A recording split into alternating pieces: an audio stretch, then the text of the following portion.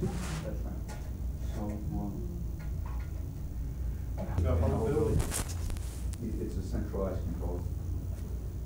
The other things. And these, How can you live without those? Would you like some orange? Merci, madame. So, beginning? Commencez avec.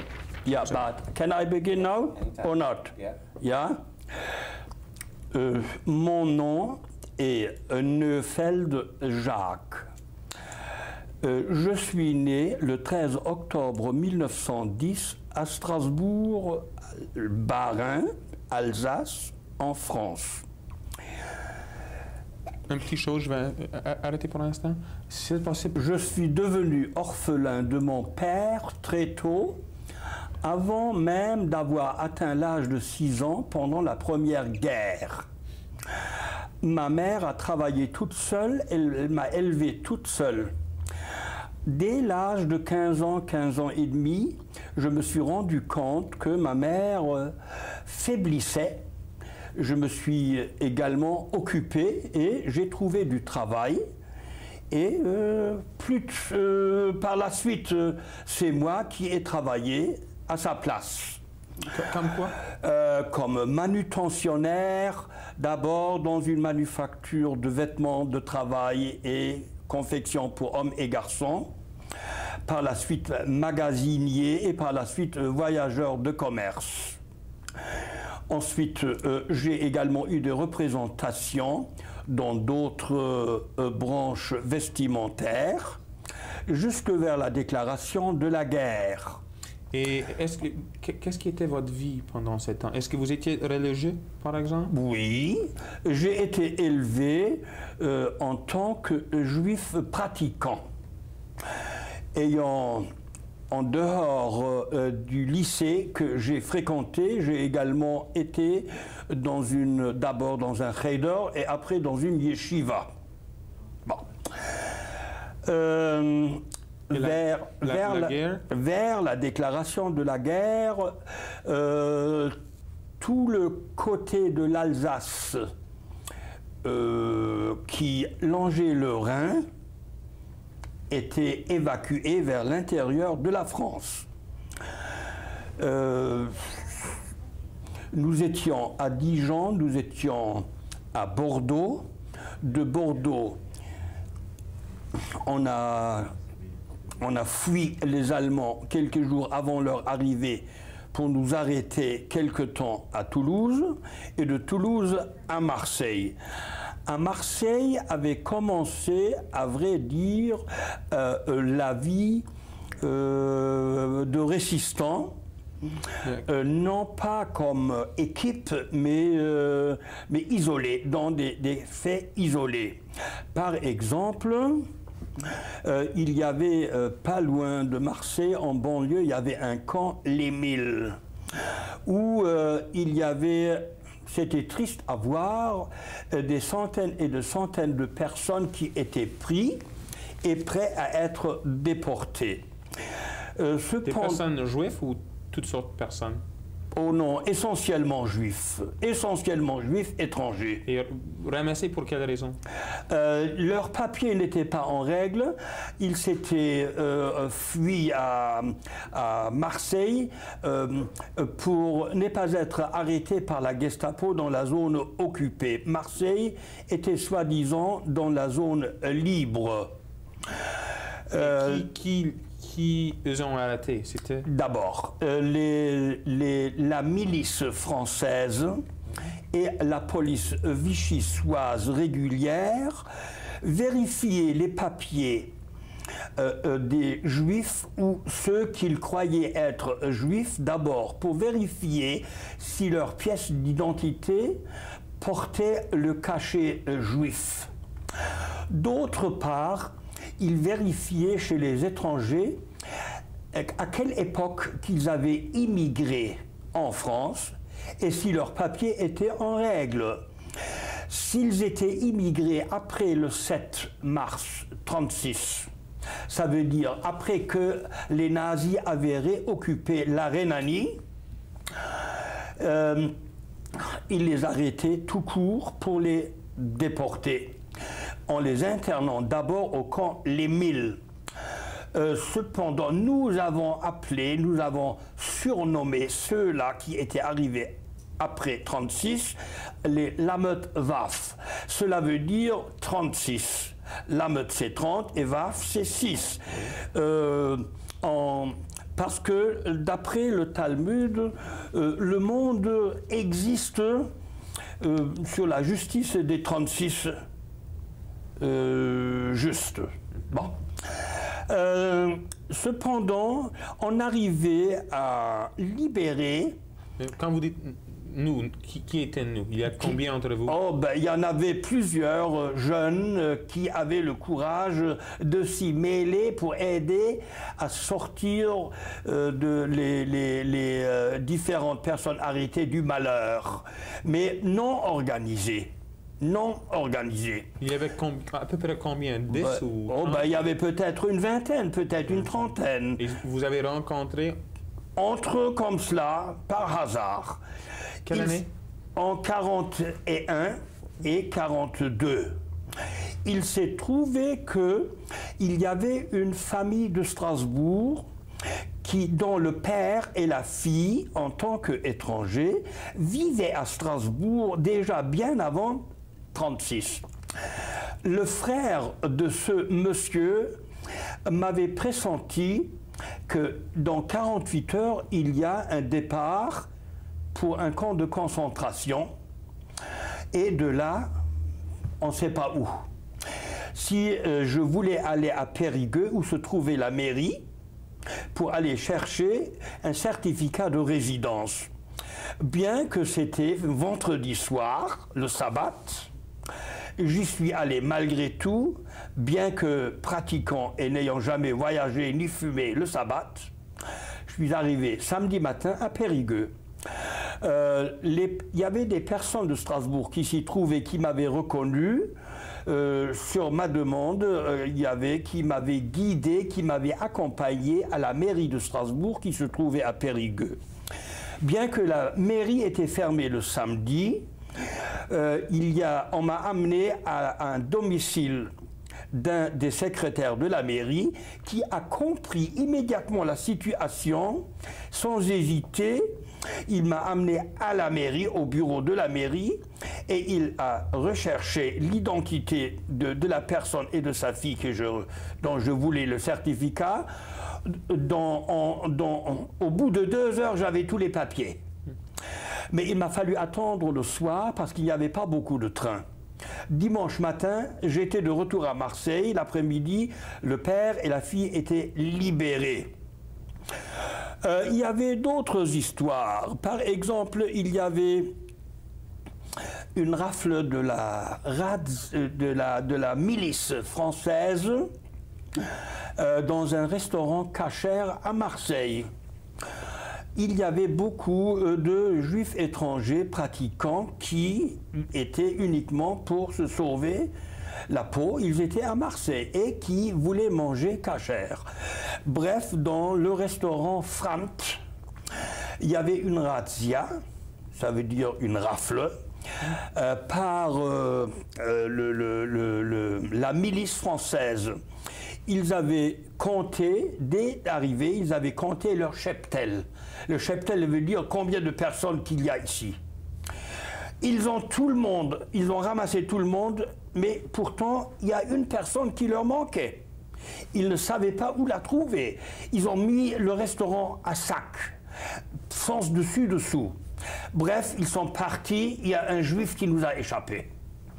Peut-être une demi-heure plus tard, après leur départ, ou 1 heure plus tard, il est sorti de la poubelle qui se trouvait dans la galerie en arrière de la cuisine. Il y avait une poubelle géante de la cuisine, n'est-ce pas, du restaurant.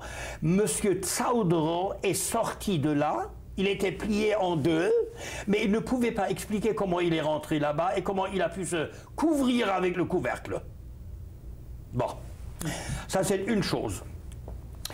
Il y avait des scènes déchirantes qui s'étaient produites sur la rue, la place Saint-Louis, je crois, ça s'appelait, où se trouvait le consulat des États-Unis. Tout le monde voulait partir en Amérique, tout le monde voulait se sauver.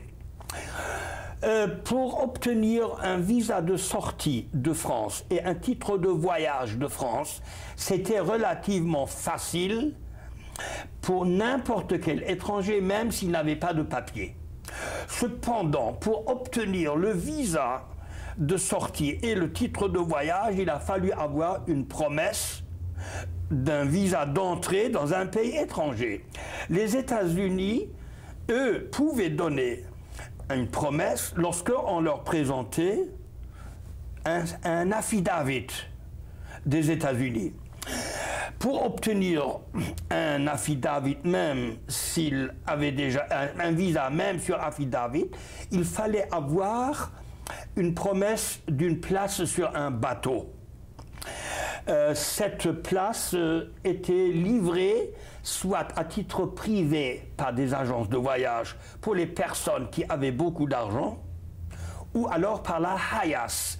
La HIAS, les abréviations veulent dire Hebrew Immigrant Aid Society. Mais eux aussi faisaient en certains cas des difficultés techniques peut-être. Même si l'on avait déjà une promesse sur un bateau, le consulat des États-Unis était submergé de travail et il avait en quelque sorte senti avec le malheur de celui qui sollicitait le visa, mais il ne pouvait pas le lui donner parce que son affidavit ne valait rien ou il n'en avait pas. J'ai été admis souvent de fois au consulat des États-Unis en tant que travailleur social. Il y avait plusieurs des agents, des secrétaires qui étaient habilités à évaluer un affidavit et qui me disaient toujours et souvent si seulement il avait un affidavit de la maison de la manufacture de vêtements d'enfants Borgenicht et Spira de New York. Ils donnent à tout le monde et puis leurs affidavits sont bons. Pourquoi qu'ils ne peuvent pas se procurer un affidavit de chez eux? Bref, on ne peut pas, je ne peux pas prolonger davantage Marseille parce que le temps ne suffirait pas et le malheur se répète toujours de la même façon. Mais il faut que je mentionne que vers fin janvier 1943, je sortais du boulevard des Dames du laboratoire clandestin de faux papiers qui se trouvait boulevard des Dames à Marseille en me dirigeant à certaines adresses dans le centre de la ville. J'ai été surpris et pris dans une rafle monstre au le quai du Vieux-Port, ou cours du Vieux-Port. Il y avait peut-être une assemblée de 10 à 15 000 personnes dont ça faisait comme une chaîne fermée. On ne pouvait ni entrer ni sortir. Il y avait multiples agents de la milice, milice française, qui interrogeaient quiconque ils désiraient. Ils cherchent des juifs en général. Rien que des juifs, ils cherchaient. De toute façon, j'ai été interpellé, moi également. Mais naturellement, la tête travaillait beaucoup. On ne travaillait pas avec la force, davantage avec la tête.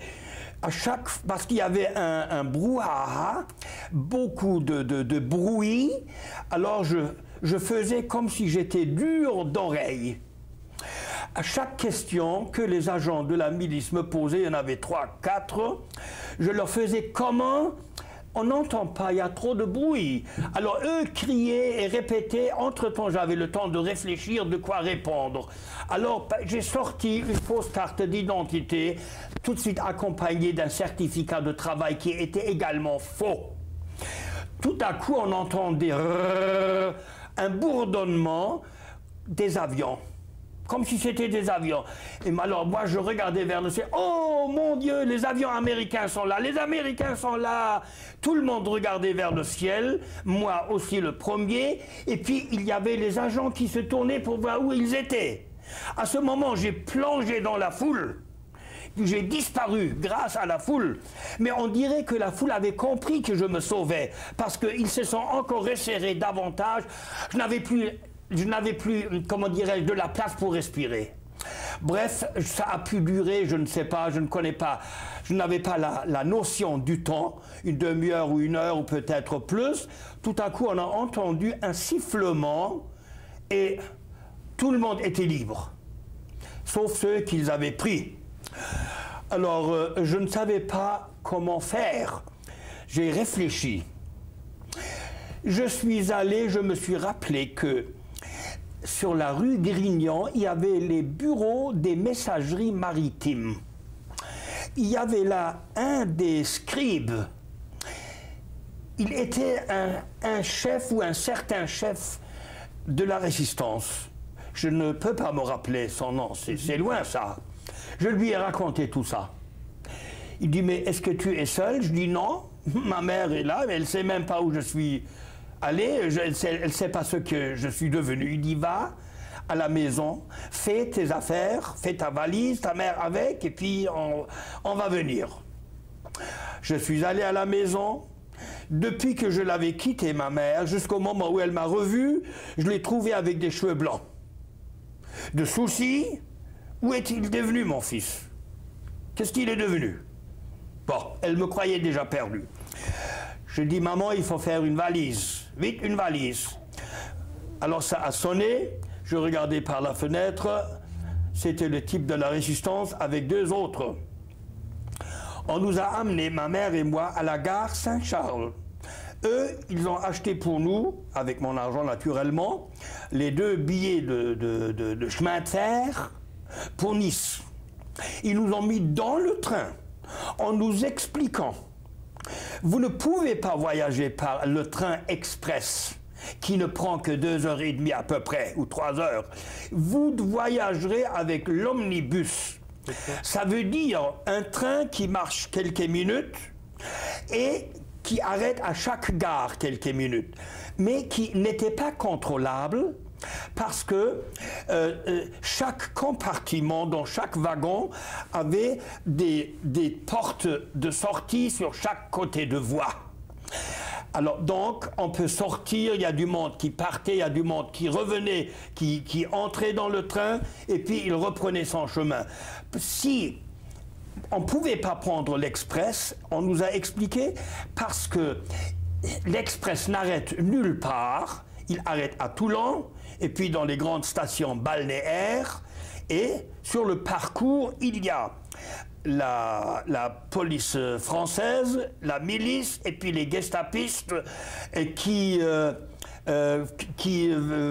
évaluaient qui était juif ou qui ne l'était pas, pour les cueillir et pour les sortir.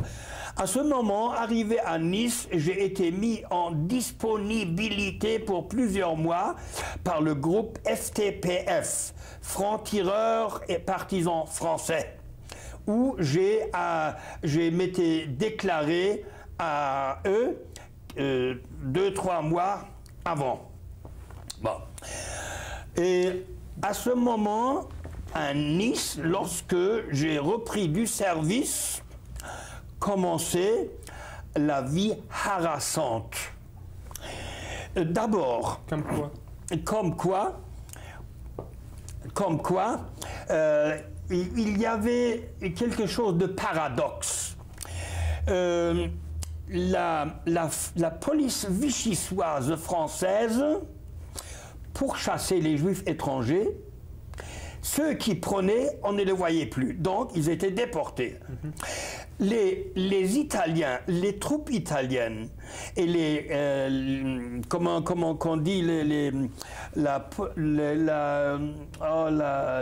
gendarmerie italienne, je ne me rappelle pas le nom italien sur le moment, eux, ils protégeaient les juifs, étrangers ou français. Alors c'était un paradoxe. Le préfet était ni chair ni poisson à ce moment. Il ne voulait pas se faire valoir par Vichy, mais il ne voulait pas non plus faire du mal aux Juifs. Mais il laissait faire. Bon. À ce moment, on a appris... Oui.